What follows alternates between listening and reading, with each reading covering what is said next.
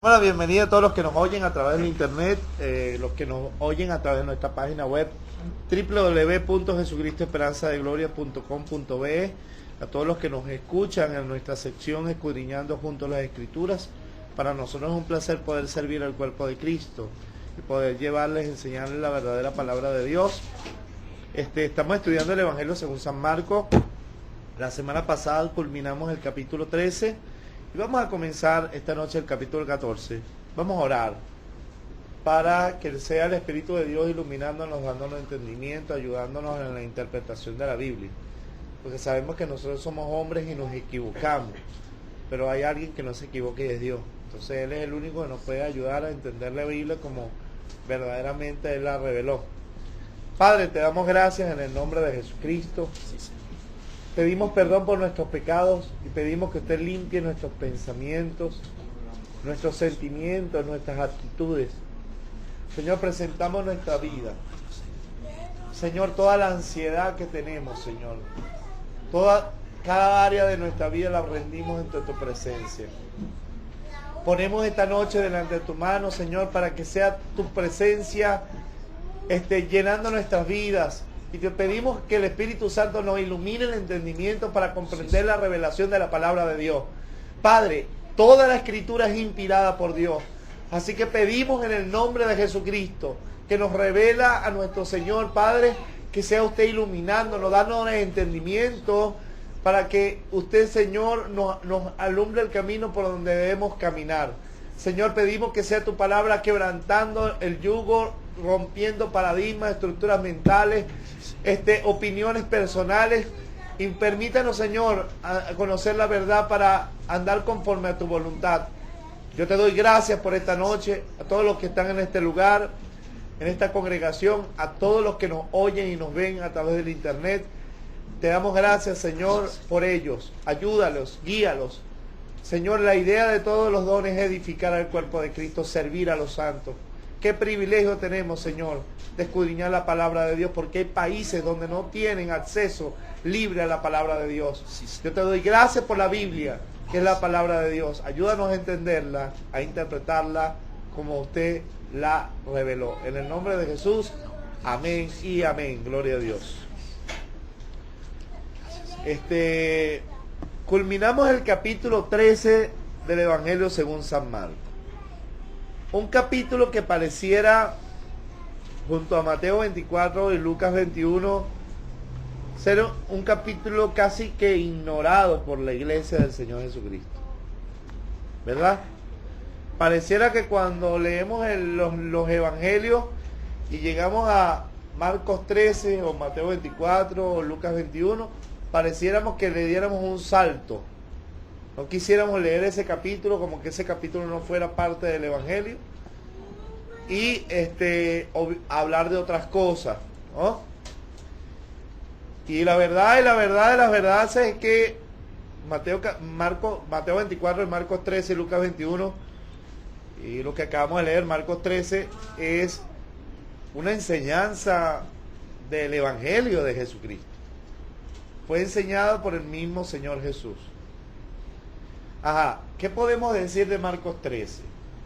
¿Qué a usted le pudo hablar Marcos 13 que usted no sabía sobre el Evangelio? Tienes una cara que quieres hablar. Dime, ¿qué vas a hablar? Yo soy tímida. No importa, tranquila que aquí no comemos gente. No, en realidad se habló acerca de las señales que se iban a dar en el momento cuando el Señor viniera. Que habló acerca de que se iban a presentar muchos en nombre de Él, los falsos profetas, de que iba a haber la división.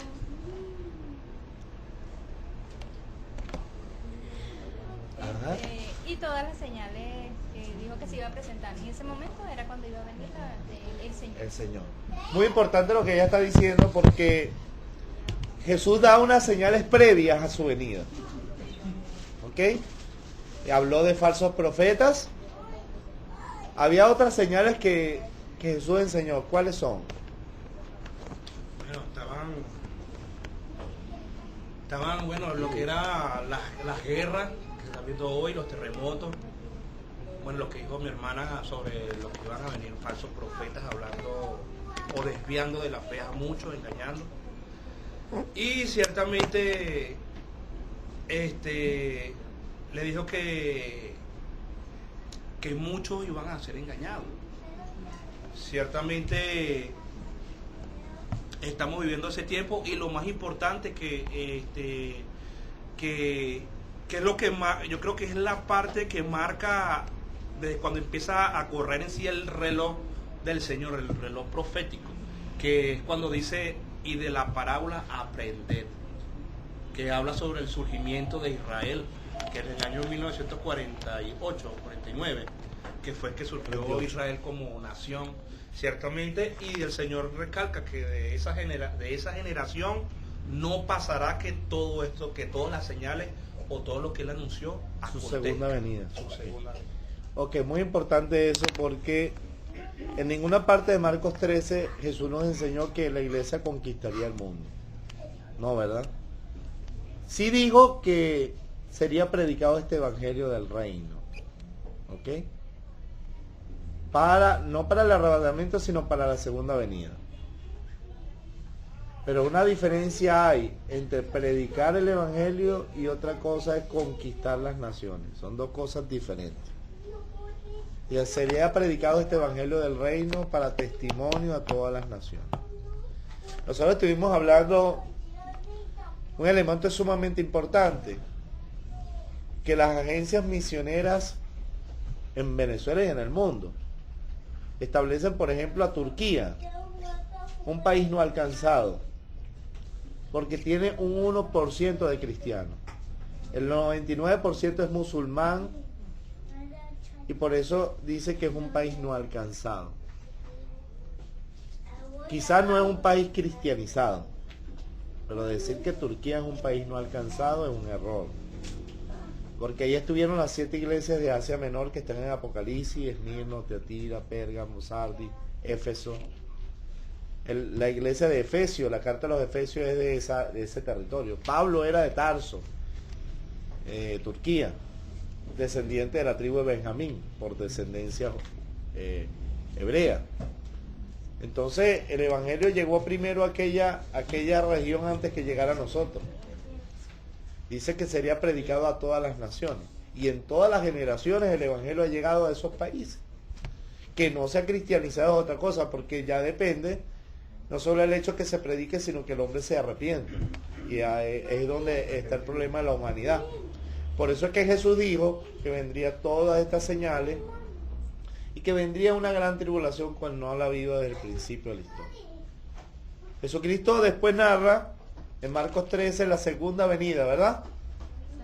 Que viene a la tierra. Jesucristo va a volver a establecer un reino y la iglesia va a volver después que sea glorificada en el arrebatamiento, va a volver después de los 7 años de tribulación a reinar a la tierra. ¿Por qué? Porque la carne y la sangre no puede heredar el reino de Dios, ni la corrupción hereda la incorrupción. Es necesario que la iglesia sea transformada y sea glorificada como el cuerpo de Cristo para que reinemos con Cristo, ya que Cristo va a reinar con un cuerpo glorificado y va a ser un cuerpo inmortal. La iglesia debe estar con la misma naturaleza como el cuerpo de Cristo. Entonces, está claro, una enseñanza de Jesucristo, que es un error lo que muchas iglesias están predicando, de que se acercan los mejores años de esta nación,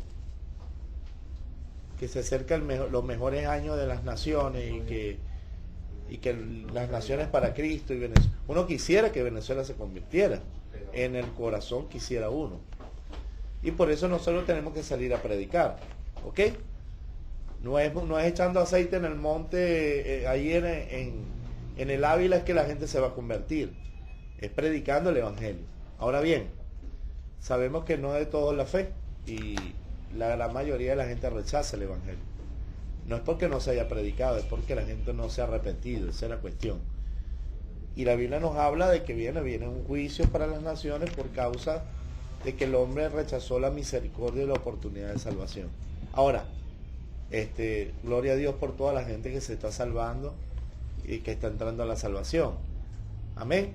Entonces, eso ya no sabemos cuáles son las personas que se van a salvar y cuáles no. Por eso la idea de predicar el Evangelio hasta que Cristo venga. Pero ya las señales que Cristo dijo en Marcos 13 se están viendo: terremotos en diferentes lugares, pestes, hambre, terremotos, guerra y rumores de guerra, nación contra nación, reino contra reino. O sea, los gobiernos se preparan para la guerra, compran armamento nuclear, compran armamento de guerra. Venezuela no está alejada de eso. Venezuela está comprando armas y aviones y todo eso. Y todos los países de la tierra. Arabia Saudita, Pakistán le ha ofrecido armas nucleares de regalo. Y ahora Arabia Saudita en el Medio Oriente va a tener armas nucleares. O sea que lo que estamos viendo es que las naciones se preparan no para una gran paz mundial, sino para todo lo contrario, una catástrofe mundial. Entonces, lo que nosotros podemos decir es que lo que Jesús anunció como señal de su venida está ante nuestros ojos, y que Cristo está a punto de volver a la tierra, ¿verdad? Entonces, no podemos obviar tan importante mensaje profético que el Señor enseñó sobre el reino de Dios y su venida. ¿Okay? Vamos a empezar a leer Marcos 14, y dele un permiso a la pastora, que ya está el señorito, y agarra ese señorito yo.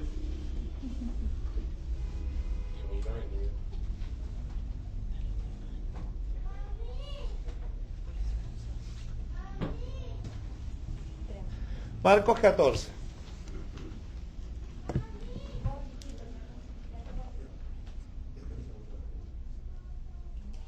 Dos días después era la Pascua. ¿2 días después de qué? 2 días después de que les habló desde el Monte de los Olivos, venía la Pascua. ¿Qué es la Pascua? ¿Qué me dice eso? ¿Huevo de Pascua? No, una fiesta. Una fiesta. Ajá, ¿cuál es esa fiesta? Díganos, hermano Carlos. La fiesta judía. ¿La fiesta judía o una fiesta del Señor? Que Dios le mandó a Israel. La fiesta de la Pascua es esa que mandó Jehová a Moisés en aquella noche que se iban a morir los primogénitos de los egipcios. Entonces se celebró la noche de Pascua. A partir de ahí se convirtió en una... Así es. Correcto. Aplausos. Sí, es una fiesta de Dios que se la dio a Israel, que los judíos celebraban. Hay que diferenciar fiestas judías a las fiestas del Señor. Porque fiestas judías hay fiestas de la cultura judía y hay fiestas de la Torá o la ley de Dios. ¿Ok? Dios se la mandó a Israel. Y bien, como dijo nuestra hermana, Dios la estableció cuando Israel estaba cautivo en Egipto, y Dios emite la plaga de la muerte de los primogénitos, y ahí el Señor manda en lugar de un primogénito a sacrificar un cordero. ¿Ok? Nosotros en la cena del Señor, nosotros hemos dado temas al respecto, mostrando esto, y nosotros, como nos toca, prácticamente nos toca este respecto, lo vamos a tocar. ¿Ok? 2 días después de que Jesús les habló, venía la Pascua, ¿ok? Y la fiesta de los panes sin levadura. Si uno mira, ¿quién tiene un papelito blanco? Yo tengo que estar escribiendo. Si uno mira, es costumbre. Uno mira la fiesta de la Pascua. La fiesta de la Pascua tiene 3 fiestas. La Pascua en sí, los panes sin levadura y las primicias.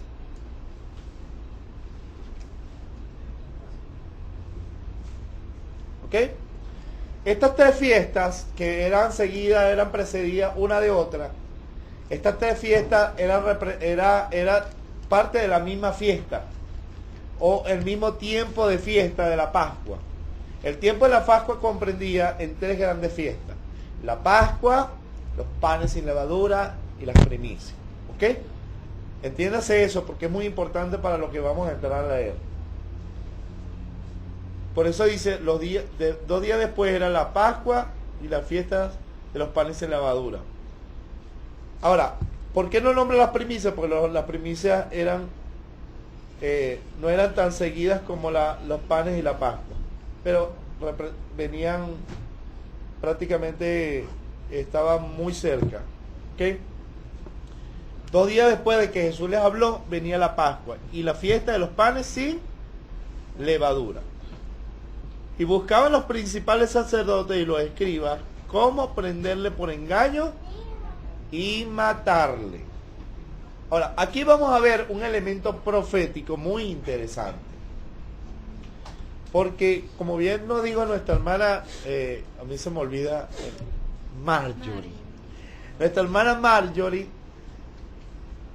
Dios había mandado a Israel a elegir, los padres de cada casa paterna, a elegir un cordero. El día 10 apartarían un cordero y el día 14 lo sacrificarían.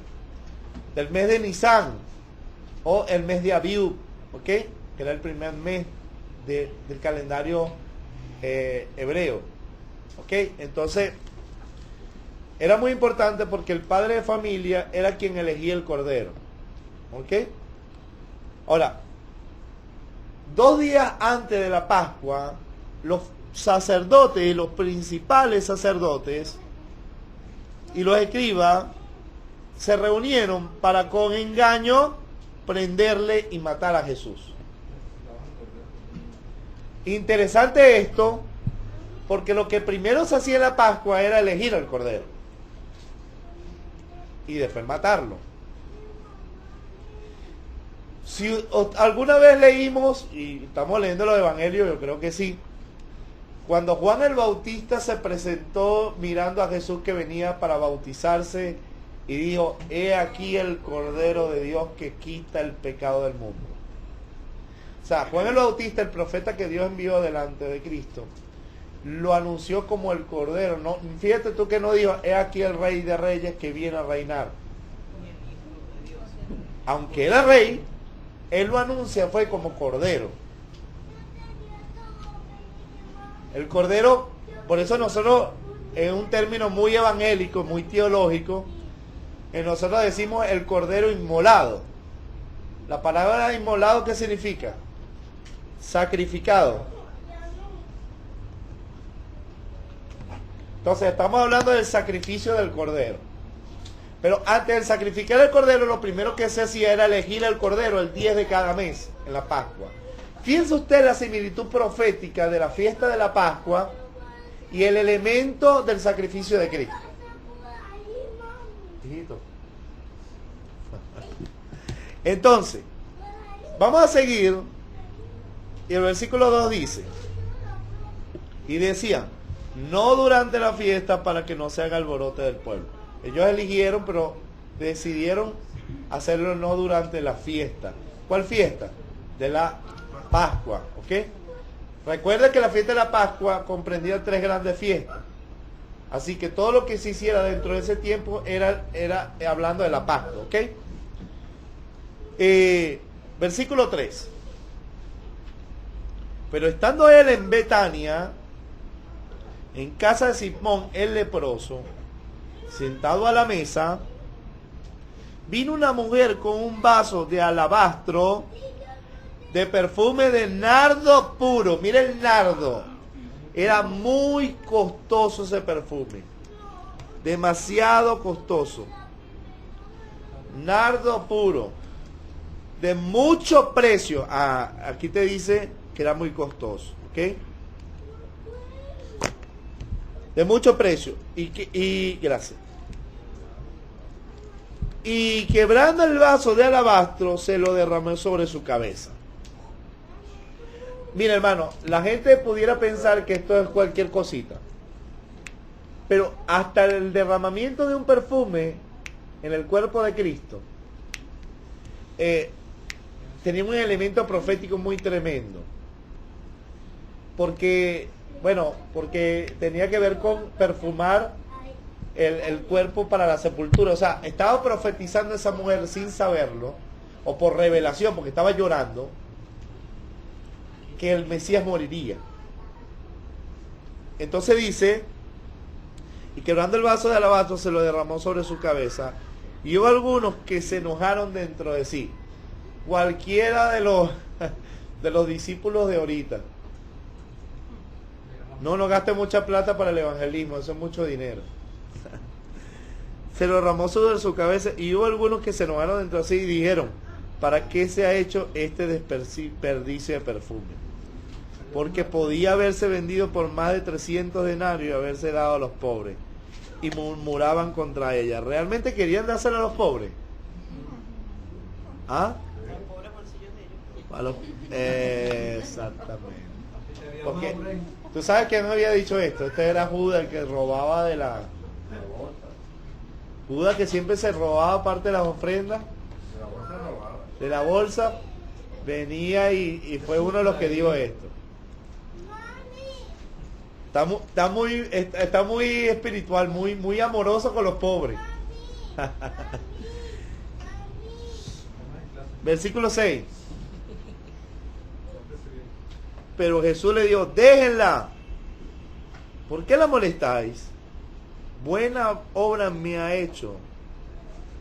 Siempre tendréis a los pobres con vosotros. Mira esta declaración de Jesús. Ahora todos los hermanos van a ser prosperados y todos nos vamos para el country club. Una hermana me dijo, Dios me ha prometido riqueza. Me va a dar una casa grande, gloriosa. Yo le dije, usted no se va del barrio ese que está.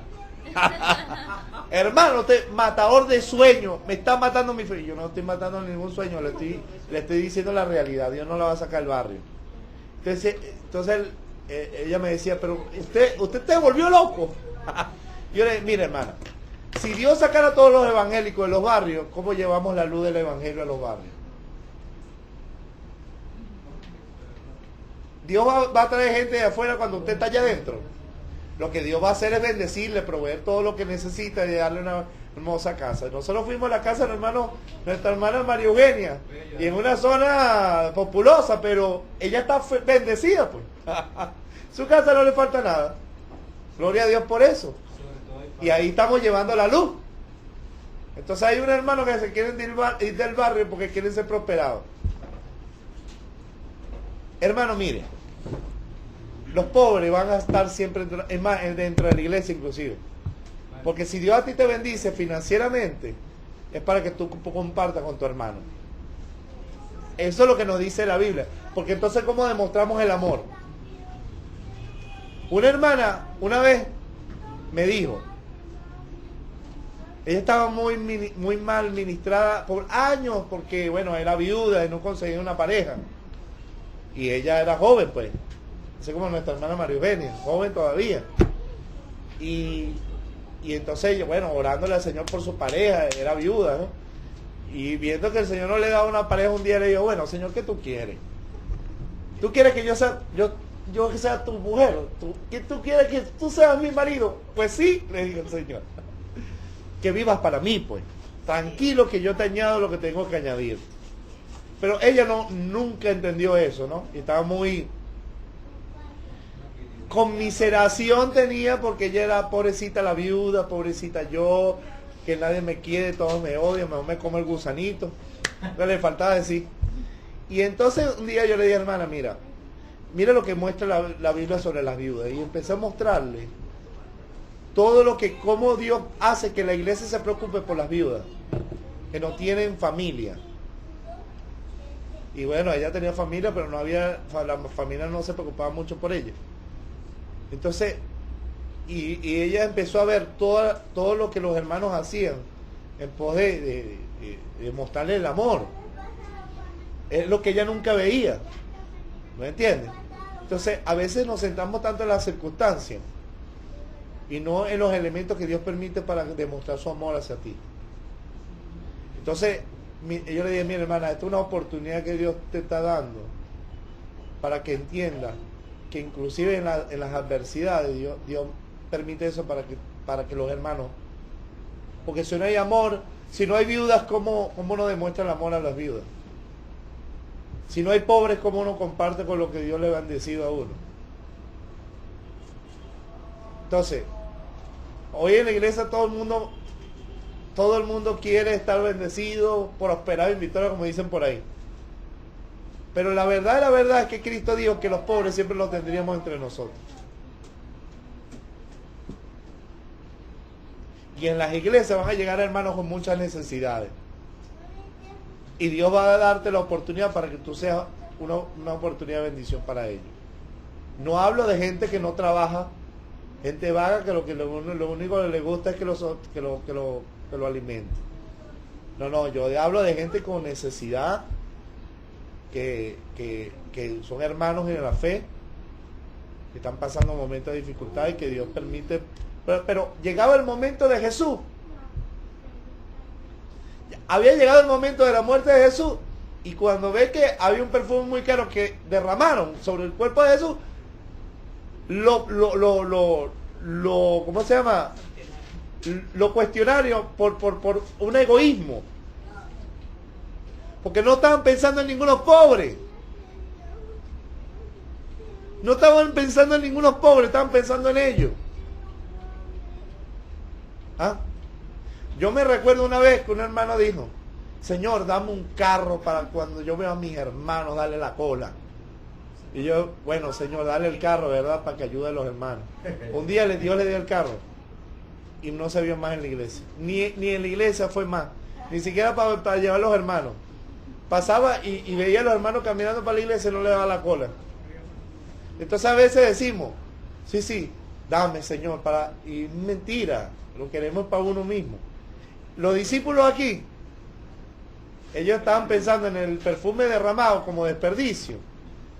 Y la excusa que metieron fue: se fuera vendido, se fuera dado a los pobres. No vengan con eso. ¿Cuántas oportunidades no tuvieron los discípulos para bendecir a los pobres cuando Jesús andaba caminando predicando? Cuando Bartimeo, el ciego, pidió ayuda, ¡cállate la boca! ¿Se preocuparon por el pobre cieguito? No. Ahora sí están preocupados por los pobres. No, y tremendo que cuando vio el Señor Jesucristo que lo está arrepentiendo de traerlo por acá. No, sí, hay que traerlo. Hay que traerlo. Yo te digo, es que los discípulos tenían una. Y uno ve la iglesia de hoy y uno dice, tal cual nosotros hoy. Porque cada uno, claro, uno quiere tapar la cuestión. No, tirársela espiritual. Pero la verdad es que, fíjate tú, y Jesús le dice: mira, siempre van a tener oportunidad de darle a los pobres, pero no me van a tener a mí para siempre, le dice.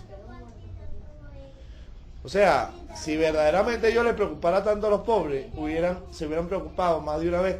Es más, cuando estaban los hermanos siguiendo a Jesús, cuando la alimentación de los 4.000 o 5.000, que Jesús le dice: dale vosotros de comer, lo primero que cuestionaron es verdad, hay que dar. No dijeron: es verdad, hay mucha gente pasando hambre, Señor, vamos a ver cómo hacemos para darle comer a toda esta gente. No, ni con todo el pescado del mundo le podemos dar comer a toda esta gente. ¿De dónde más? Empezaron a poner excusas para no hacer lo que el Señor le estaba pidiendo. Entonces no es que le preocupara tanto a los pobres, no era así. Vamos a seguir leyendo y verá. Siempre entender a los pobres como vosotros, y cuando querías les podéis hacer bien, ¿viste? Y cuando queráis les podéis hacer bien. Pero a mí no siempre me entendréis. Está hecho lo que podía, porque se ha anticipado a unir mi cuerpo para la sepultura. ¿Cómo sabía esta mujer si el Espíritu Santo no había venido sobre ningún cuerpo? Para que digamos el Espíritu Santo la guió para... No. Tuvo que haber sido una revelación de Dios, que esta mujer corriendo, ese perfume. Fíjate tú que, así como el pollino, el aposento donde Jesús iba a cenar, la cena del Señor, estaba apartado para el día y la hora. Dios tenía hasta guardado ese perfumito para cuando fuera el momento que Cristo iba a morir. O sea que nada en lo que aconteció en el ministerio de Jesús estaba hecho al azar, ni siquiera este perfume. Porque justamente cuando se acercaba la muerte, la mujer agarró el perfume nardo puro que tenía guardado y corrió donde estaba Jesús y lo derramó sobre él. Al momento preciso. Porque ¿cuántas veces Jesús no pasó por Betania? Lea los evangelios y se da cuenta. Varias veces. Entonces, fíjate tú que Dios hasta preparó el cuerpo de Jesús, porque además la escritura decía que su cuerpo no se podriría, ni su santo vería corrupción. Entonces Dios estaba preparando su cuerpo para la sepultura, para aromatizarlo, a fin de que cuando resucitara, antes de 4 días, la putrefacción nunca llegó, porque a partir de 4 días es que la putrefacción realmente empieza a descomponerse el cuerpo. Y mientras esos 3 días, que lógicamente el hedor ya después de 2 días es alguito, Jesús no sufriera ningún tipo de circunstancia, aunque la cultura se acostumbraba a embalsamar a la gente, a aromatizar los cuerpos, ¿entiendes? Y de hecho las mujeres ante la resurrección, después del día de reposo, subieron a aromatizar su cuerpo, a preparar el cuerpo. Pero esto fue una unción especial, como diciéndole, llegó la hora de la sepultura. Es que las mujeres no lo pudieron hacer. No lo pudieron hacer porque ya Cristo había resucitado. Pero mire lo que sigue diciendo.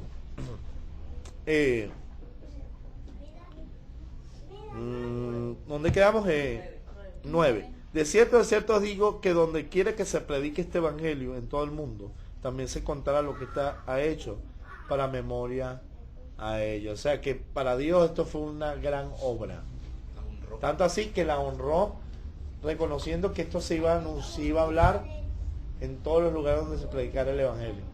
Y hay hasta canciones. Hoy quiebro mi alabastro, lo derramo ante ti, y el perfume llena ese lugar. Hay hasta canciones sobre esto. Entonces, fíjate tú que tanto así que se escribió en los evangelios como algo muy importante, como una obra muy buena de esta mujer. No escatimó el precio del alabastro para derramarlo a los pies del Señor. Nosotros no podemos escatimar nada en cuanto a la obra de Dios se refiere. Que no importa que nos cueste ni la vida, pues. Versículo 10. Entonces Judas Iscariotes, uno de los 12, bueno, no vendieron el perfume, no me dieron plata, yo voy a vender a Cristo. Se fue a los principales sacerdotes para entregárselo. Ellos al oírlo se alegraron y prometieron darle dinero. Se vendió por dinero. Como hoy muchos venden el evangelio por dinero. Venden el mensaje. Él vendió a Jesús. Cuando uno vende el mensaje por dinero y no predica lo que tiene que ver, está vendiendo al mismo Jesús. Prácticamente. Y Judas buscaba oportunidad para entregarle. Fíjate tú que hasta Judas era profético, porque decía la Biblia que por 30 piezas de plata lo entregaría. Entonces, en los salmos creo que estaba, ¿no? En los salmos, el salmista David, cantando salmos, profetizó. Y bueno, hasta uno de los discípulos estaba elegido no al azar, era con propósito. Fíjate tú que hay una parte donde Jesús pues hace una declaración contundente y le dice: no elegí yo a vosotros los 12 y uno de vosotros es diablo. Y lógicamente está hablando de este hombre que su corazón verdaderamente no estaba con el Señor, porque primeramente robaba de las ofrendas. O sea, su corazón no era un corazón recto. Y bueno, y segundo, pues era un hombre que siempre se cuidaba con la broma de los pobres, pero que verdaderamente lo que le importaba era a él. Tanto así que vendió al Señor por dinero. Y hay gente así en las iglesias que todo lo que le importa es la plata.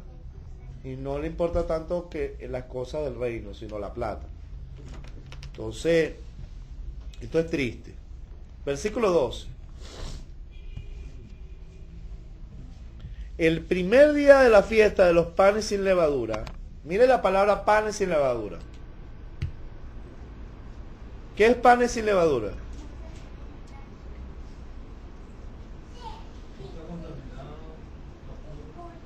¿Qué representa la levadura en la Biblia? Pecado. El pecado leuda al hombre, ¿no?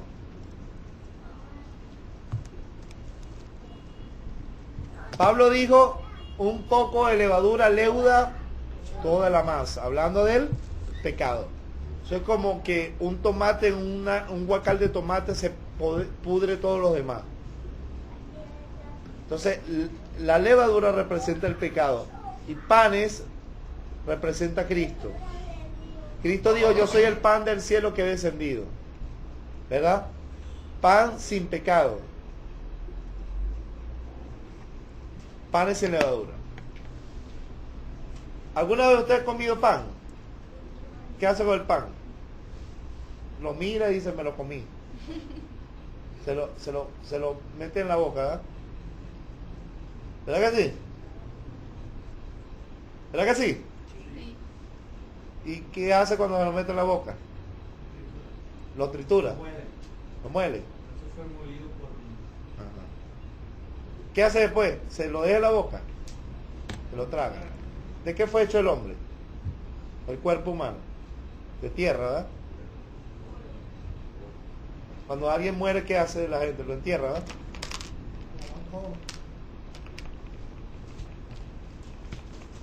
Dice la Biblia que Cristo fue molido por nuestros pecados, que murió sin pecado, el pan del cielo que descendió, el pan sin levadura.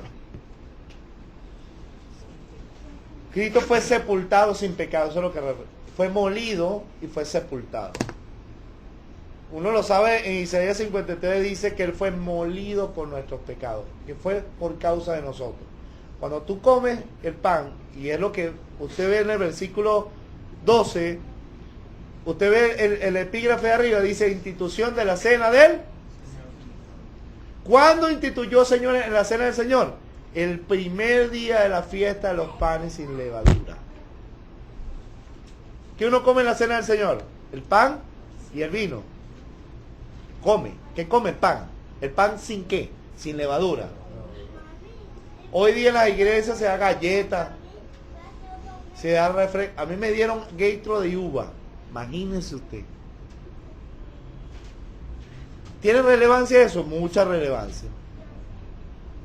Porque no comieron pan con levadura, no comieron pan dulce, no comieron galleta, comieron pan sin levadura. Porque el pan sin levadura representa, tiene una representación profética de la sepultura sin pecado de Jesucristo, después de que fue molido. Cuando uno come el pan, lo que uno está diciendo, por yo te entregaste por mí, yo te crucifiqué, yo te molí. Pues todos nosotros crucificamos a Cristo, porque Él estaba llevando los pecados de todos nosotros. Y si Cristo volviera a venir como humano, lo volvieran a crucificar.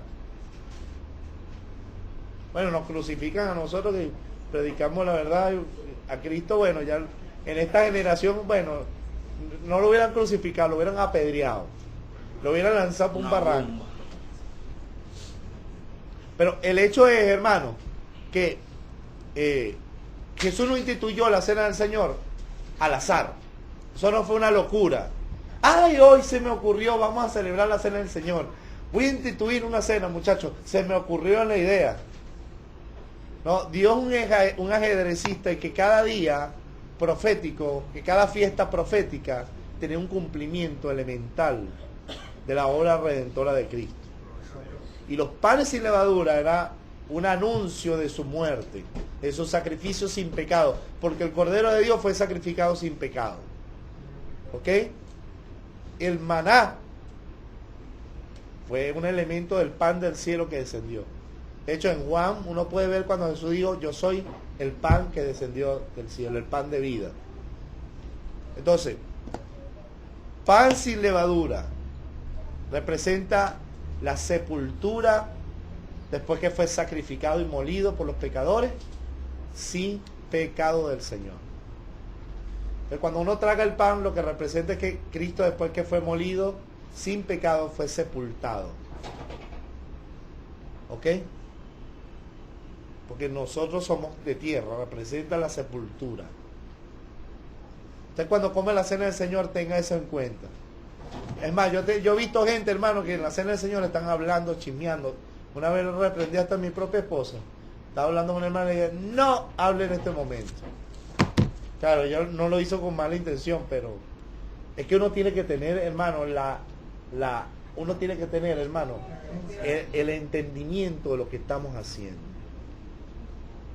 Por eso nosotros hemos cambiado el concepto de cena del Señor que en todas las iglesias se celebra. ¿Quién ha estado aquí en la cena del Señor? Van a estar por primera vez los que se vienen integrando. Y hermano, nosotros nos sentamos así como estamos aquí, comiendo a la cena del Señor, a la mesa. Tipo Jesús. No como Roma, no como el Vaticano nos enseñó, sino como discípulos de Cristo sentados a la mesa, comiendo el pan sin levadura, conmemorando su sacrificio, una noche, una cena, no es un almuerzo. Entonces la gente celebraba la cena del Señor, ya cuando el culto se estaba acabando, la gente quería irse para ir a comer. Entonces ya como que si fuera algo ahí, lo final del culto, después que predicaban y que la gente estaba bien reventada, ella se quería ir. Entonces hacían hermanos, la cena reverencia. Entonces, todo el mundo mirando el reloj, se me están quemando las hallacas, me están quemando el pollo. Y a mí me parecía eso como que no le daban el valor requiriendo a la cena del Señor. Jesús tomó un tiempo de noche, sentándose con sus discípulos a solas, la iglesia del Señor, a comer el pan sin levadura. Ahora bien, que las personas no tienen verdaderamente, no tiene el verdadero significado de lo que él hizo, o sea, de esa cena tan santa, o sea, eso era algo tan santo, que tú cuando recibes la cena del Señor, no es por nada, sino que yo cuando decía a mi iglesia, yo andaba con mi líder y yo le decía, es una falta de respeto, de no saber el significado de la cena del Señor, es algo tan santo, un sacrificio tan santo, que después que salgamos de acá, yo no aceptaba que los jóvenes, los prejuveniles se fueran, vamos para el cine o vámonos para allá. Decía ella que respeten, que diríjanse al pastor y dile que más respeto, porque son... Pero muchas veces el culpable de eso es los mismos pastores que pastoreamos las iglesias. ¿Por qué pasa eso? Porque uno no le enseña a la iglesia. Si uno le enseña a la iglesia la importancia, lo que representa esto, la iglesia entendiera y hiciera las cosas como es debido. Claro, siempre hay un desordenado, siempre hay un grupito desordenado, pero la mayoría de los que servimos a Dios, si entendieran esto, que la cena del Señor no fue algo al azar, sino que se celebró un día específico y era en cumplimiento de una profecía. Levítico 23 nos habla de la fiesta del Señor. Panes sin levadura era una de las fiestas que Dios mandó a Israel. Hoy Jesús estaba declarándole a los discípulos el cumplimiento de esa fiesta, porque Él iba a ser crucificado e iba a ser sepultado sin pecado. ¿Se acuerda cuando Jesús le dijo, el que no come mi carne y bebe mi sangre no puede entrar al reino de los cielos? Entonces se volvió loco, ¿vale? No vio cara de caníbal. Y era terrible en la ley comerse un humano. Entonces le dice, tú estás loco. Ahora quiere que comamos su carne. Y algunos dijeron, dura esta palabra, ¿quién la puede oír? O sea, ¿cómo que te comamos? Ahora, para poder tener salvación hay que comerte a ti. Y no entendían que lo que Jesús estaba hablando era la representación de la cena del Señor o la Pascua. La Pascua, Él era el cumplimiento de la Pascua, es lo que le estaba diciendo.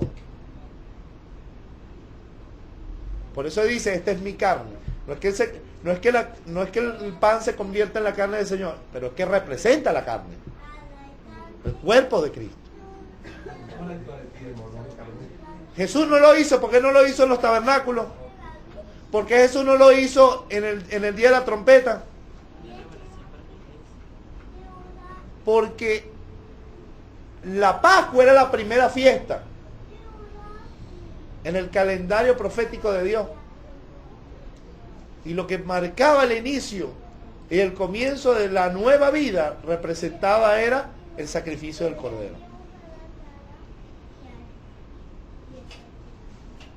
Después de que se comía la Pascua, venían los panes sin levadura, porque Israel salió comiéndose los panes sin levadura inmediatamente después que Dios salva a los primogénitos de Israel y había el poco primogénito de los egipcios muertos. Faraón le dice, váyanse de aquí, y ellos se fueron huyendo comiéndose los panes sin levadura. No le dio tiempo de nada, pero en obediencia a lo que Dios le estaba diciendo, se fueron comiendo. Y 50 días después estaban en el monte Oreb, que Dios le da la ley. 50 días después Pentecostés, con la recepción de la Torá, que representaba el nuevo pacto, la ley en el corazón del hombre. El día de Pentecostés Dios envía el Espíritu Santo. Pero lo más interesante es que tú no puedes ver en Dios improvisando. Todo lo que Dios prometió en la ley y en los profetas estaba cumpliéndose al pie de la letra, en su día específico, en su tiempo específico. Veamos el versículo 12, dice, el primer día de la fiesta de los panes sin levadura, cuando sacrificaban el cordero de la Pascua, sus discípulos le dijeron, ¿dónde quiere que vayamos a preparar para que comas la Pascua? ¿Dónde Jesús instituye la cena del Señor? En la Pascua. ¿Ok? Y envió 2 de sus discípulos y le dijo, id a la ciudad, y os saldrá al encuentro un hombre que lleva un cántaro de agua, seguidle. Mira, hasta el hombre del cántaro de agua estaba destinado por Dios para ese momento, hermano. El Señor le dijo, mira, te va a salir al encuentro un hombre con un cántaro de agua, síganle. Y donde entrare, decía el Señor de la casa, el maestro dice, ¿dónde está el aposento donde he de comer la Pascua con mis discípulos? El hombre del aposento no dijo, yo debo tener un aposento. No. Eso quiere decir que ese hombre estaba apartando ese aposento por revelación. Dios fue revelando y manifestándose a la gente de tal manera que todas las cosas estuvieran listas para ese momento. ¿Cómo Dios es un Dios tan de orden? Que Dios nos improvisa, hermano. Dios, mira, tenía todo listo. Hasta el hombre que tenía el aposento para celebrar la cena con sus discípulos. Por eso yo creo que Dios ya tiene nuestro local para irnos a nuestra congregación. Que Dios no hace nada improvisto, pero llega el tiempo profético es lo importante. Entonces,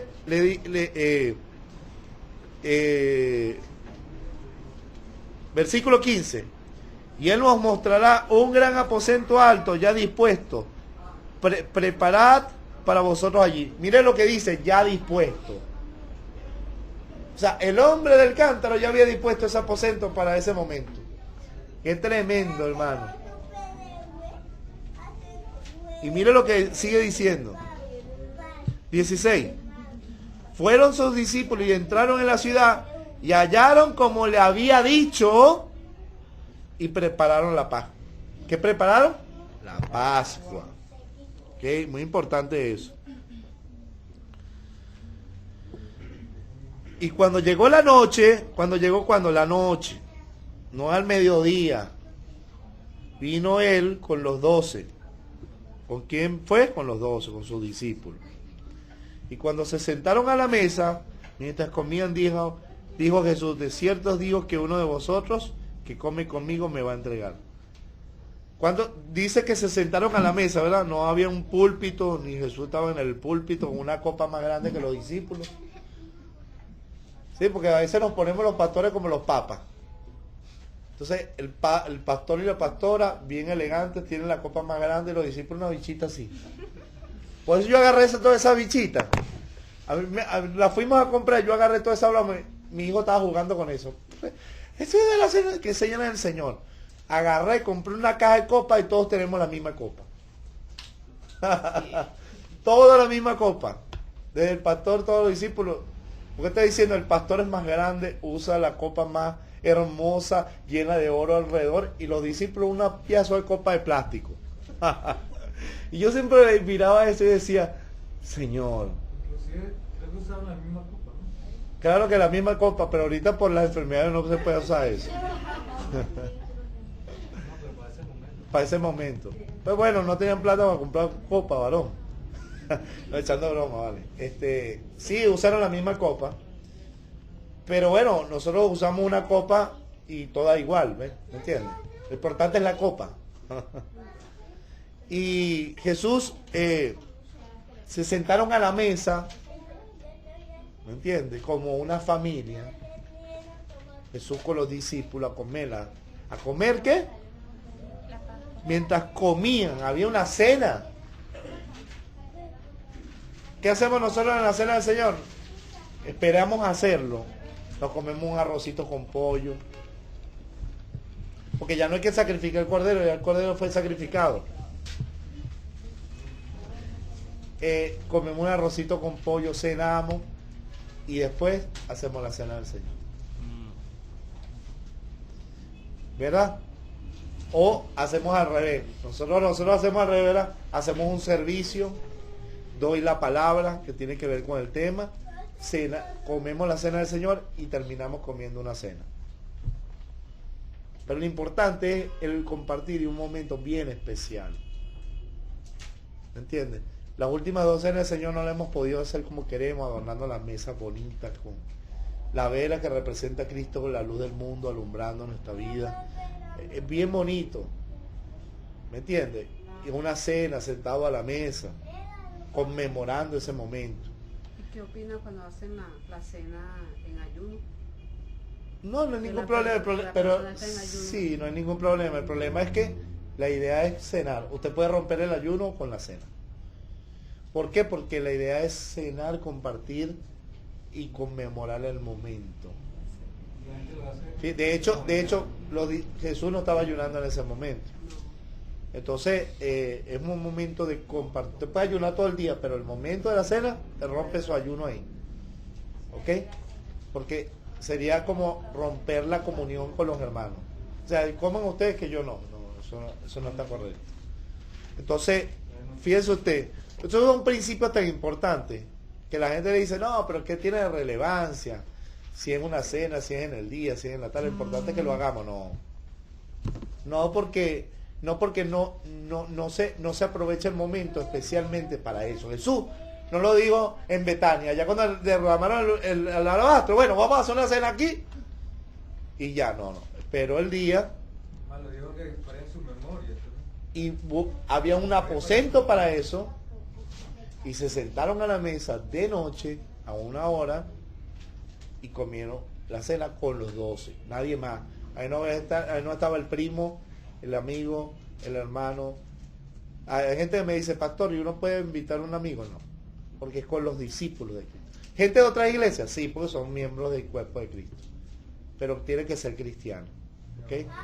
Porque Jesús se apartó con sus 12. Él pudo haberlo hecho con todo Israel, no lo hizo. ¿Por qué? Porque es una revelación de lo que es Cristo. Y es triste que un inconverso esté allí comiendo la cena y que no pueda compartir. No es correcto. Entonces, Jesús con sus 12, versículo 17, y cuando llegó la noche vino él con los 12. ¿Con quién? Con los 12. Cuando se sentaron a la mesa, mientras comían, dijo Jesús, de cierto os digo que uno de vosotros que come conmigo me va a entregar. Entonces ellos comenzaron a entristecerse y a decirle uno por uno, ¿seré yo? Y el otro, ¿seré yo? Él respondiendo, le dijo, es uno de los 12 el que moja conmigo en el plato. A la verdad, el Hijo del Hombre va según está escrito de él. Mas ay de aquel hombre por quien el Hijo del Hombre es entregado. Buena le fuera a ese hombre no haber nacido. Wow. El juicio que le iba a esperar a Judas. Lo que le esperó. Realmente sucedió. Mientras comían, Jesús tomó el pan y bendijo y lo partió y le dijo. Mientras comían, durante la comida, Jesús tomó el pan sin levadura y lo bendijo y lo partió y les dijo, tomad, comed, este es mi cuerpo, aquí está el que come mi carne. Cuando Jesús estaba diciendo el que no come mi carne y bebe mi sangre, se está refiriendo a esto, pan sin levadura. este es mi cuerpo, y tomando la copa, habiendo dado gracias, les dio, y bebieron de ella todos. Había una sola copa, y como bien dijo nuestro hermano Rafael, bebieron de ella todos.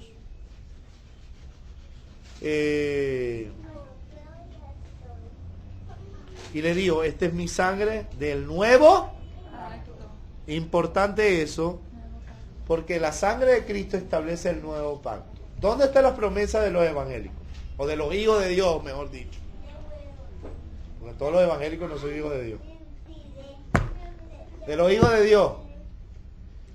En el nuevo pacto, no en el antiguo pacto. ¿Ok? Esta es la sangre de mi nuevo, de mi sangre, que es del nuevo pacto. Esto es mi sangre del nuevo pacto, que por mucho es derramada. Entonces, la fiesta de la Pascua representa el derramamiento de la sangre del sacrificio del Cordero, la sepultura sin pecado del Cordero, y la fiesta de las primicias, que es la culminación de la fiesta de la Pascua, representa la resurrección. ¿Ok? Por eso dice que Cristo es la primicia, el primogénito de los muertos, el primogénito en resucitar. Pastor, qué tremendo, ¿no? Que el apóstol Pablo, él no tuvo participación en la cena del Señor. No tuvo. Y él entendió lo importante de lo que era la santidad de la cena del Señor, que incluso él lo dice en Corintios 1:11, que dice así: de manera que cualquiera que coma este pan o beba esta copa del Señor indignamente, será culpado del cuerpo y de la sangre del Señor. Por tanto, pruébese cada uno a sí mismo y coma así del pan y beba de la copa. El que come y bebe indignamente, sin discernir el cuerpo del Señor, juicio come y bebe para sí. Porque no discierne el momento, cree que es un momento más. No, esto es un momento donde estamos conmemorando que Jesús te entregó su vida por mí y que yo fui uno de los causantes de que Él muriera. O sea, Él murió por mí. O sea, uno tiene que tener claro lo que está haciendo, hay que discernir lo que se está haciendo. Mira, es más, a mí en la cena del Señor, los momentos que más me quebranto es en ese momento. Porque cada vez que muerdo el pan, recibo la revelación de que Él fue molido por mis pecados. Y es una presencia tan especial, espectacular, donde el Espíritu Santo incluso se manifiesta. Es precioso, o sea, sí, es un momento tan sublime, tan sublime, o sea, no hay palabra. Porque no es simplemente el hacerlo, es que se manifiesta la presencia de Dios también. Pastor, cuando en la fiesta de la Pascua, que Dios mandó a colocar la sangre del Cordero en las puertas para que por eso es que cuando nosotros nos cubrimos con la sangre de Jesús, okay, nada nos pasa, somos vivos. Y yo creo que eso representaba esa sangre marcada en las puertas, porque por allí no iba a causar ningún daño al ver la sangre. Yo di un tema aquí sobre eso. ¿Se acuerdan, muchachos, los que estuvieron aquí? Y yo voy a aprovechar lo que ya está diciendo, porque precisamente eso fue lo que sucedió cuando nosotros creímos. Cuando nosotros creímos en la muerte y resurrección de Jesús, la sangre de Cristo nos cubrió, nos limpió, y quedó como señal en el Espíritu de que nosotros, de que ya alguien murió por nosotros. Fíjate tú, cuando el ángel de la muerte pasó por las casas de los hebreos, al ver la sangre, pasó por alto. Por eso la palabra Pascua o Pesaj en hebreo significa pasar por alto, pasar por encima. Cuando el ángel de la muerte vio la sangre, dice: ya aquí hay un muerto, voy a la otra. Aquí ya hay un muerto, voy a la otra. Porque había de morir uno solo. Y fíjate tú que el cordero, en la ley, Dios mandaba a sacrificar el cordero sin mancha y sin contaminación. Debía ser perfecto el cordero. No podía tener mayugadura, debía ser puro. Y una de las cosas era que debía ser macho de 1 año, o sea, primogénito. Cristo, el unigénito, el primogénito de los hermanos. Jesús vino como el cordero inmolado, como el primogénito. para entregar su vida, a fin de que cuando la muerte nos vea, pase por alto. Por eso el poder de la muerte no tiene poder sobre los hermanos. ¿Por qué? Porque la sangre de Cristo nos cubre y dice, ya alguien murió por ti, de tal manera que no hay muerte para ti. Ya el precio del pecado fue pagado. Lo más bello de todo el caso es, y ahí es donde yo voy, al mito de cubrirse con la sangre de Cristo. Porque eso se cubrió una vez, se cubrió ya una vez en los postes. ¿Me cubre con la sangre de Cristo? No me cubre. ¿Será que ayer se le secó la sangre? Eso es un mito cristiano. A la mañana salgo y me cubro con la sangre de Cristo. Y ayer no estabas cubierta. No, bueno, ayer me cubrí, hoy me vuelvo a cubrir. ¿Se secó la sangre de ayer? Entonces usted va con un potecito aquí, con una brocha. Me cubro con la sangre de Cristo. No, hermano, mire. La sangre de Cristo lo cubrió usted cuando usted puso su fe en Cristo. Y esa fe en Cristo continua permite que esa sangre siga operando en su vida. No necesita cubrirse con la sangre de Cristo, porque lo que permite que usted esté cubierto con la sangre de Cristo es su fe en Cristo. ¿Usted está entendiendo? Usted va a entrar a una panadería y no tiene que cubrirse, usted ya está cubierto. Si no, imagínate, usted estuviera durmiendo, no me cubrí con la sangre de Cristo, entonces los demonios lo van a atacar. El diablo se lo va a llevar, porque la noche no se cubrió con la sangre de Cristo. ¿Vio qué mito? Entonces, ¿cuándo la sangre de Cristo se aplica? Cuando yo pongo mi fe en Él. Y mi fe es continua, hoy, mañana, pasa. Por eso esa sangre sigue operando. Por eso dice que cuando el hombre peca voluntariamente, después de haber recibido el conocimiento de la verdad, ya no hay más sacrificio por los pecados. ¿Por qué? Porque apostató de la fe, pecó voluntariamente y volvió atrás a pecar, pisando la sangre preciosa de Cristo. ¿Vio? Entonces, el sacrificio por los pecados es continuo, porque su fe está en Él, porque usted está en Él. Es muy diferente cuando uno dice la sangre de Cristo tiene poder. Sí, pero eso lo han hecho como un amuleto. En ninguna parte de la Biblia nos dice que los apóstoles hicieron eso. Eso es una invocación a la sangre. ¿Quién tiene poder? ¿La sangre de Cristo o Cristo? Cristo resucitó. Entonces, la Biblia nos habla del poder de Jesús. Ahora, los demonios, cuando uno le recuerda la sangre de Cristo, recuerda la muerte. Y ahí es donde está la derrota de Satanás. Por eso es que ellos se vuelven locos. Pero no es un amuleto contra el diablo. La Biblia nos dice que en su nombre echaríamos fuera demonios. El nombre de Jesús es la autoridad. Nunca nos dice la sangre de Cristo tiene poder, entonces el demonio se va. No, le digo, te echo fuera en el nombre de Jesús, entonces el demonio se va. Son mitos evangélicos. Que bueno, que nosotros los practicamos por mucho tiempo. Y que por la fe le funcionó, por la fe, pero no porque eso tenga poder. Eso es como cuando uno no tenía el Señor, el inconverso, que agarra la Biblia y la pone abierta ahí para que lo guarde los espíritus. Esta Biblia no tiene poder si no se aplica. Es la palabra. Ya la gente lo usa como un amuleto, no. El pecado es lo que le da derecho legal para operar tu vida. Entonces, ni que tenga la Biblia ahí, el demonio te va. ¿Entiende, hermano? ¿Qué es lo que permite que la sangre de Cristo derramada en la cruz aplique sobre tu vida? La fe en el sacrificio. Y tu fe es continua, esa sangre te cubre mañana, tarde y noche. Cuando ella me limpia de todo pecado, cuando yo peco y yo confieso en mi pecado, ella me limpia. Pero nunca dice que te cubras con la sangre. Es diferente.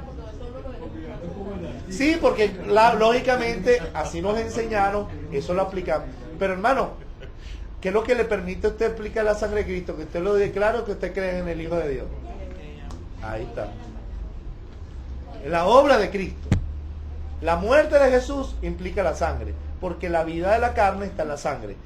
En la ley de Moisés dice que la vida de la carne está en la sangre. O sea, que Cristo derramó su sangre, derramó su vida. ¿Entiendes? si usted no tuviera la sangre de Cristo aplicada en su vida, usted no pudiera tener el Espíritu Santo, ¿me entiende? Entonces, si se secó la sangre y tiene que estar cubriéndose con la sangre de Cristo, entonces el Espíritu Santo va a entrar y salir cada rato, ¿me entiende? Porque lo que le limpia de pecado día a día es la sangre de Cristo. Lo que le pasa al ser humano es la parte de estar consciente a cada instante de esa verdad. Y por eso es que muchas veces la persona en la humanidad tiene que repetírselo, es para mantener esa Pero no es correcto. Si lográramos tener la conciencia siempre de eso, imagínate el poder tan grande que se desata a nivel espiritual para que entonces pueda manifestarse con poder el Espíritu de Dios como quiera ser. Cierto, pero no es correcto que se cubra con la sangre de Cristo, porque entonces tú me estás diciendo que esa persona no tiene convicción de fe, o sea que duda de su fe, ¿me entiendes? Y muchas veces eso es lo que le pasa a uno como creyente, que tiene que mantener la convicción en todas estas verdades, que son misterios que el Señor nos ha dado a conocer a nosotros. Que tenemos que mantenerla aquí vivo y latente. ¿Por qué? Porque nosotros vamos a darle a conocer a otros cuando se vaya a ministrar esa conciencia continuamente. Mira, la Biblia nos dice que la sangre de Cristo fue derramada de una vez y para siempre. Así es. De hecho, en las ministraciones que yo tuve, escuchaba personas cuando iba a reprender demonios, como tenían temor, decía, la sangre de Cristo tiene poder, la sangre de Cristo tiene poder. Y realmente es la ignorancia, ¿no? También de cómo agarrar el versículo bíblico y lidiar contra los demonios, porque no es la sangre de Cristo tiene poder contra los demonios, es en el nombre de En Jesús. el nombre de La Jesús. autoridad que tú creas Claro, como hija de Dios. como hija de Dios, exacto. Es la autoridad, yo creo que soy una hija de Dios y yo te reprendo en el nombre de Jesús. ¿Sabes? Pero no es que la sangre, lo digo porque muchos No es un amuleto, eso no es un amuleto.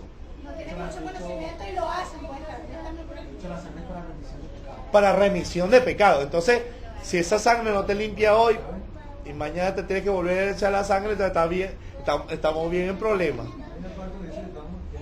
Porque entonces esa sangre no te limpia, tú no estás en Cristo todos los días. igual es con la sanación, ¿no? También se trata del área de, bueno, las llagas de Cristo, la sangre de Cristo, te va a sanar. Pero es diferente porque la Biblia te dice, por ejemplo, a un inconverso o un nuevo creyente que está enfermo y que va a recibir ministración, es diferente porque uno declara lo que está escrito, porque la gente no tiene fe en eso, entonces la gente tiene que poner su fe en eso. O sea, la llaga de Cristo, se llevó nuestra enfermedad, nuestros pecados ahí, pero nunca como un amuleto. Me curo con la sangre de Cristo. La sangre de Cristo tiene poder. No, eso no es bíblico, eso no es verdad. Sí es verdad en la aplicación, o sea, me refiero, la sangre de Cristo tiene poder para perdonar al pecador, para limpiarlo de todo pecado, o sea, la muerte de Cristo, el sacrificio de Cristo. Pero de una vez que usted pone su fe en eso, ya hoy, mañana lo tiene, pasado también. Que usted pecó y usted confiesa su pecado y esa sangre que le cubre, le limpia del pecado, otra voz. Mira como dice Hebreo 9:14. Cuanto más la sangre de Cristo, el cual mediante el Espíritu Eterno se ofreció a sí mismo sin mancha a Dios, limpiará vuestra conciencia de obras muertas para que sirváis a Dios. Claro, porque esa sangre sigue aplicándose a tu vida, porque tú crees en el... ¿Cuándo la sangre se aplica? Cuando tú crees en la muerte de Cristo. Porque si una persona necesita cubrirse con la sangre de Cristo y decir la sangre de Cristo tiene poder, es una persona que no tiene convicción de fe.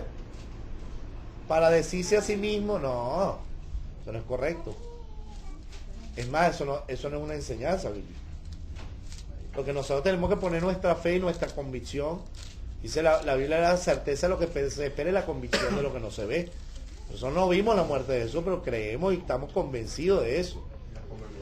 Entonces, yo hoy, mañana y pasado estaré cubierto con la sangre de Cristo. ¿Cuándo esa sangre dejará de operar en mí? Si yo me aparto a pecar y piso la sangre de Cristo y le paso por encima y dejo de poner mi fe en Jesús para ponerlo en el mundo, en el dinero, en el diablo. Bueno, ya esa es otra voz. Pero entonces en ese caso lo que tendría que hacer es arrepentirse y volver a Cristo. Sí, porque ahí, imagínate, una persona que se peca dice la sangre de Cristo tiene poder, me curo con la sangre de Cristo, ya está limpiado por eso. No es así. Entonces, pues tiene que poner su fe en Cristo y arrepentirse. Sí, de hecho, nosotros nos hemos vuelto también muy cabalísticos. Nosotros nos hemos puesto también muy, que siempre, como nos trajimos eso del mundo, el que siempre teníamos amuletos, cosas que nos guardan. Son como los santeros que ponen un collarito aquí, para decir que los proteja nosotros nos protege Cristo. Y la sangre de Cristo nos cubrió en el momento que creímos. Y esa sangre se aplica todos los días. Es la que nos justifica delante del Padre. Claro, pues si no tú mañana amaneces en pecado otra vez.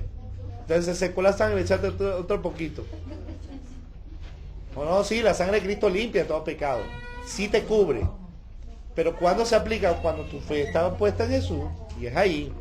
Vamos al versículo aquí rapidito, el versículo 25.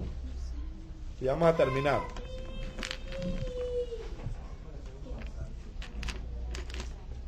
25 dice: de cierto os digo que no beberé más el fruto de la vid hasta aquel día en que lo beba de nuevo en el reino. Entonces Jesús le anuncia que en el reino de Dios va a venir un día donde Cristo lo va a beber con nosotros en el reino de Dios. Y yo no entiendo cómo algunos dicen que vamos a establecer el reino de Dios sin Cristo. Porque quien va a establecer el reino de Dios es Cristo. Y nosotros lo vamos a beber con él el fruto de la vid, o sea, el vino. Lo vamos a beber con él como significado de que el reino que tenemos es gracias al sacrificio de Cristo. Pastor, una pregunta. Dígame. Ese vino, ahí yo siempre he tenido dudas, ¿no? Que cómo es ese vino, pues, porque sabes que ahora el vino es con alcohol, entonces... Bueno, realmente era vino. De hecho, en Corintio algunos adelantaban a comer su propia cena y unos se emborrachaban. De hecho, aquí nosotros lo celebramos con vino tinto de uva. Claro, y cambiamos porque si hay una conciencia débil, están bebiendo caña. No estamos bebiendo caña, estamos celebrando la cena del Señor y es una copita, no es una cosa de que la Biblia condena la borrachera. Y aquí estamos celebrando la cena del Señor. En Corinto, ¿qué pasa? Bueno, Corinto se agarraba y estaban, hermanito, pasa la botella, una ronda. Entonces Pablo ve esa broma y le dice, ustedes no están discerniendo el cuerpo y la sangre de Cristo. ¿Usted cree que esto es una borrachera? Porque Corinto era un desastre. Y tremendo, porque cada quien se llevaba su cena. Entonces hay gente que no tenía para llevar su comida, entonces uno comía su comida a solas y el otro que no tenía nada que comer. Uno se adelantaba, no había comunión en los hermanos. Entonces por eso nosotros hacemos una comida para todos. Entonces eso te responde la pregunta. Claro, si había lo que le decía era de la embriaguez. La embriaguez. Entonces una copita para conmemorar la cena del Señor. Lo que hacemos nosotros ahora es que agarramos la uva y hacemos jugo de uva. Pero sigue siendo el fruto de la vid. Sí, porque las ancianas tiene eso, más que todas las ancianas, que se ponen con una actitud de que no, porque el vino, porque esto. Entonces mi hermano dice, ella se cree más santa que Jesucristo, porque Jesucristo se tomaba su copita de vino. No podemos de hecho, a Jesús le decía, un hombre comilón y bebedor de vino. Cuando comía. Exacto. Pero no es que Cristo andaba por ahí con una botellita, no, sino que cada vez que cenaba se comía su... Entonces, Pablo le decía a Timoteo de tomar vino por causa de eso. De hecho, Entonces, en las iglesias donde usan el velo y las faldas largas, que no permiten, sino toman creo que refresco, o sea, de uva. Compran un juguito de uva. Dice la Biblia, dice la Biblia, el impuro, todas las cosas le son. Si algo le es pecado, le es pecado. Si usted tiene libertad, ojo, no para borracharse. Por conciencia del otro no lo haga. Lo mejor es que no lo haga. Pero de repente tú estás comiendo y te tomas una copita de vino, no estás en el infierno por eso. Yo a veces lo hago. Pastor, ¿sí, no? Bueno, que el vino después de una digestión, pero una copita, una copa. Pero la iglesia una conservadora copa. lo dice porque hay hermanos que abusan del alcohol, vienen del alcohol, entonces dice para prevenir de ellos. Eso es correcto. Y es verdad, porque si usted fuese libertado del alcoholismo, lo mejor es que no pruebe eso. Sí, entonces, Por conciencia. Mira, yo siempre le he dicho a usted, ¿quién le impide a usted que compre una cervecita y se la tome? Nadie lo pide, menos. Pero la Biblia me dice que todo me es lícito, pero no todo me conviene. No todo edifica, entonces no conviene, es lícito, pero no conviene. Lo que la Biblia condena es borrachera, pero por conveniencia, por edificación, no lo haga. Por una vida santa. Santa, totalmente. Y además por testimonio. Somos libros Porque la gente de abiertos ante repente el lo mundo. ve a usted bebiéndose una cervecita o una copita de vino, lo que le va a decir es, el borracho a veces está tomando una caja de cerveza, mentira, no se estaba tomando una... Pero por testimonio, entonces hiciste pecar a tu hermano, pecó por murmuración. Entonces, por causa de lo, no se debe hacer. Es lo correcto, no hacerlo. Ahora, aquí está hablando de la cena del Señor. Era una copa de vino para representar la sangre de Cristo, lo amargo de la sangre, lo amargo del sufrimiento, de la cruz. ¿Ok? Era un momento. Ahora nosotros por ese tipo de cuestión, por tradiciones, por normas, nosotros no queremos ser de tropiezo a los demás, entonces nosotros lo hacemos con jugo de uva. Pero es fruto de la vid. No es jugo de piña, no es Gatorade de uva, no es refresco de uva. Yo he visto celebrando la cena del Señor con refresco de uva. A mí en el seminario una vez me dieron con... Hermano, por favor. Es fruto de la vid. La uva. Ay. Bueno, vamos a terminar. Ya pronto nos viene una cena del Señor y vamos a compartir. De hecho, si alguno, pues, usted sabe que por elementos de, bueno, nuestra iglesia todavía es pequeña y hay gastos, no alcanza todo y no hay finanzas así como para, si hay hermanos aquí que quieren reunirse para hacer un arrocito con pollo para la cena del Señor, pueden hacerlo, ¿ok? Pueden reunirse entre los hermanos y podemos hacer algo. La iglesia sí va a comprar todos los implementos de la cena del Señor, ¿ok? Vamos a orar. Padre, te damos gracias en el nombre de Jesús por esta enseñanza, porque hemos aprendido tu palabra. Gracias por la obra de Cristo. Gracias porque Cristo derramó su sangre por nuestros pecados. Hemos creído que Cristo murió por nosotros. Y cada vez que conmemoramos la cena del Señor, recordamos que fue por nosotros que sufriste la cruz.